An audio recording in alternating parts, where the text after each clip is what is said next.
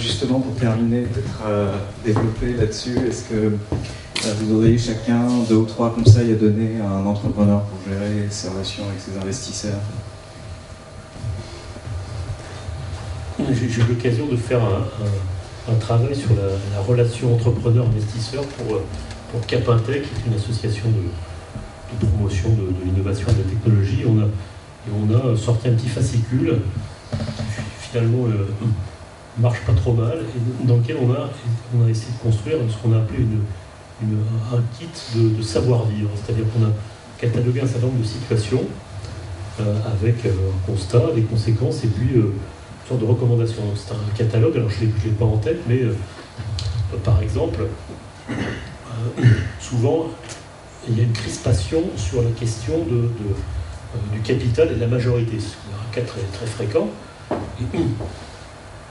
Et finalement, la recommandation, c'était entrepreneur dédramatisé. Il y a toute une liste comme ça.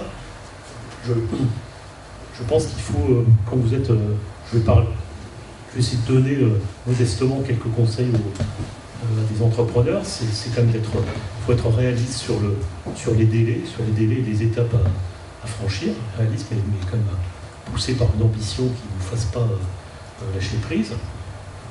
Il faut donc dédramatiser la question de la détention du capital. Et puis je pense qu'il faut bien choisir son investisseur. De la même manière qu'un investisseur il choisit son entreprise, pourquoi l'inverse ne serait pas vrai? Il faut quand même qu'on soit lucide sur nous-mêmes. Et puis, je pense qu'il faut aussi, entre entrepreneurs et investisseurs, construire rapidement les bons outils de communication, un reporting bien fait, qui ne soit pas pléthorique, c'est déjà un élément du succès. Il y aurait bien d'autres, je vous rapporte à cette... Je vous renvoie à ce fascicule, je pense qu'il résume assez bien les choses. Je t'en ferai dédicacer un exemplaire. Dès que je vois là.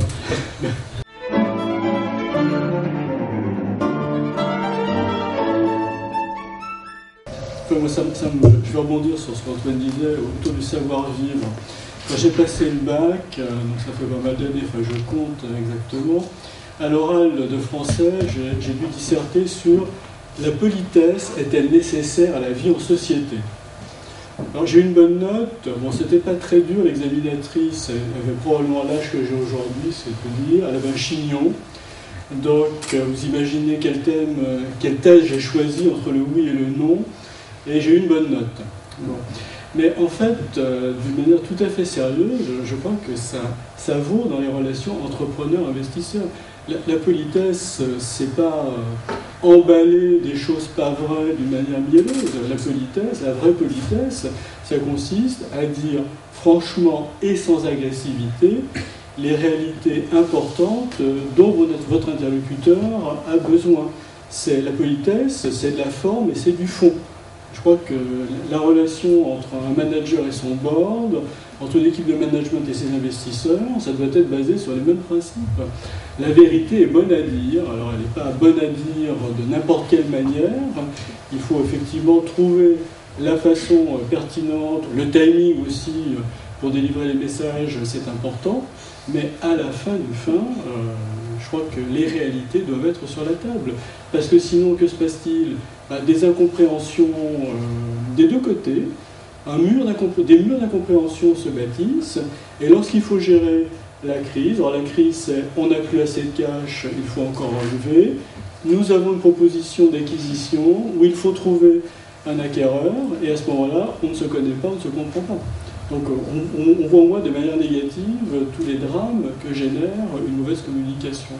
Et je crois qu'on peut dire qu'on ne communique jamais trop. On peut communiquer beaucoup et mal, mais de la vraie communication, celle qui consiste à passer le message utile d'une manière compréhensive, je pense que c'est très certainement le moins mauvais conseil que je me hasarderais à donner à un entrepreneur.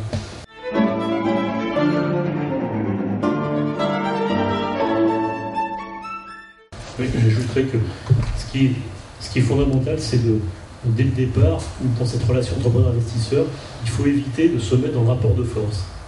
Il est toujours un peu latent, mais quand vous êtes entrepreneur, bien souvent, moi je l'ai vécu, les entrepreneurs considèrent que l'entrée d'investisseur c'est une transaction, donc c'est comme faire une affaire d'achat-vente, et puis après, il y a du ressentiment qui s'est installé d'un côté ou de l'autre, et puis ça se paiera à la fin. Donc vous avez une agressivité latente qui s'installe. Alors ça c'est dramatique parce que ça finit par exploser tôt ou tard. Donc il faut vraiment éviter ça et penser qu'on est dans une relation de confiance, il n'y a pas d'autre mot. Et il faut vraiment l'assumer.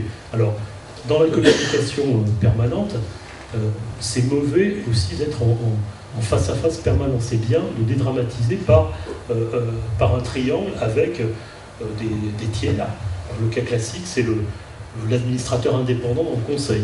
Ça, c'est bien parce que c'est des gens qui ne sont pas vus ni par vous, investisseurs, ni par l'entrepreneur comme des alliés de l'un ou de l'autre.